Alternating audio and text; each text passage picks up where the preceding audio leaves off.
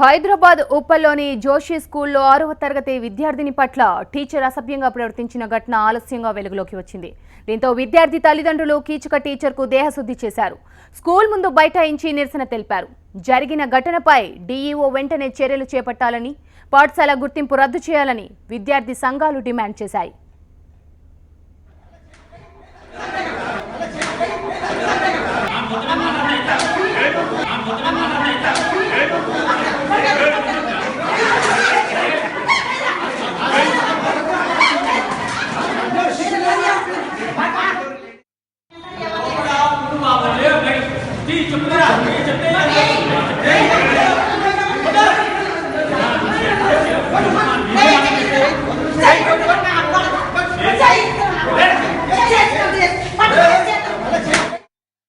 Right, మనం visuals చూస్తున్నాం.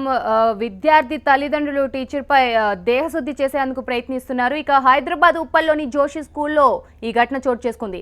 6వ తరగతి విద్యార్థిని పట్ల టీచర్ అసభ్యంగా ప్రవర్తించిన ఘటన ఆలస్యంగా వెలుగులోకి వచ్చింది. దీంతో విద్యార్థి తల్లిదండ్రులు టీచర్కు బాగానే దేహశుద్ధి చేశారు. స్కూల్ ముందు బైఠాయించి నిరసన తెలిపారు. జరిగిన ఘటనపై డీఈఓ వెంటనే చర్యలు చేపట్టాలని, పాఠశాల గుర్తింపు రద్దు చేయాలని విద్యార్థి సంఘాలు డిమాండ్ చేశాయి.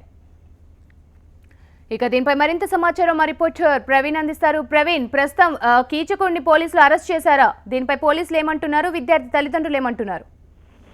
స్కూల్ టీచర్ నవీన్ ఇప్పటికే పోలీసులు అరెస్ట్ చేయడం జరిగింది. స్థానికంగా ఉన్నటువంటి ఉప్పల్ పోలీస్ స్టేషన్ లో అతన్ని అరెస్ట్ చేసి తీసుకెళ్లారు. అయితే 2 రోజుల క్రితం జరిగినటువంటి ఘటనపై ఈ రోజు ఉదయం 9 గంటల ప్రాంతంలో కూడా తన తల్లిదండ్రులకి ఆ విద్యార్థి కూడా చెప్పినటువంటి పరిస్థితి. అయితే తల్లిదండ్రులతో పాటు విద్యార్థి సంఘాల నాయకులు కూడా స్కూల్ దగ్గరికి చేరుకొని ఆ స్కూల్లో ఉన్నటువంటి ఫర్నిచర్ కూడా ధ్వంసం చేశారు. అక్కడ ఉన్నటువంటి ఉపాధ్యాయుడికి కూడా దేవశుద్ధి చేసినటువంటి పరిస్థితి మనకు స్పష్టంగా కనపడుతుంది. అయితే గతంలో కూడా ఇతను చాలా మంది విద్యార్థులని వేధింపులకు గురి చేసేవాడు, అసభ్యంగా ప్రవర్తించాడు అనే ఆరోపణలు కూడా ఉన్నాయి.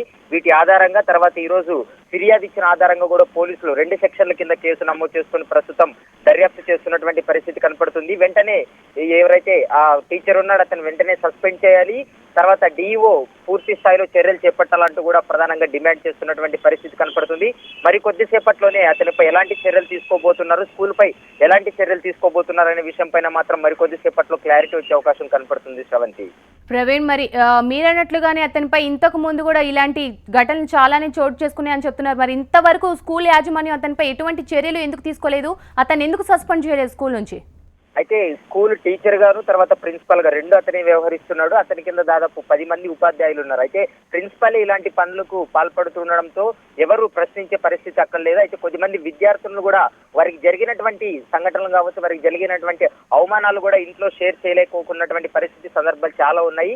ఖచ్చితంగా గతంలో జరిగినటువంటి వాటిపై కూడా ఇప్పటికే విద్యార్థులు కొద్దిమంది పోలీసులు కూడా స్టేట్మెంట్ ఇవ్వడం జరిగింది. ఆ స్టేట్మెంట్ ఆధారంగా 2 సెక్షన్ల కింద కేసు నమోదు చేసుకొని ప్రస్తుతం పోలీసులు దర్యాప్తును ముమ్మరం చేశారు. అతనిపైన కూడా రిమాండ్ తరలించే అవకాశాలు కూడా స్పష్టంగా కనపడుతున్నాయి. డీఈఓ కూడా మరికొద్ది సేపట్లో స్పందించే అవకాశం ఉంది. ఆ స్కూల్ యాజమాన్యం పైన, స్కూల్ యొక్క పర్మిషన్స్ ఏ విధంగా ఉన్నాయి ఏంటనే విషయం పైన కూడా ఆలోచించి వాటిపై చర్యలు తీసుకునే అవకాశాలు అయితే మాత్రం స్పష్టంగా కనపడుతున్నాయి. Sravanthi, right, thank you Praveen.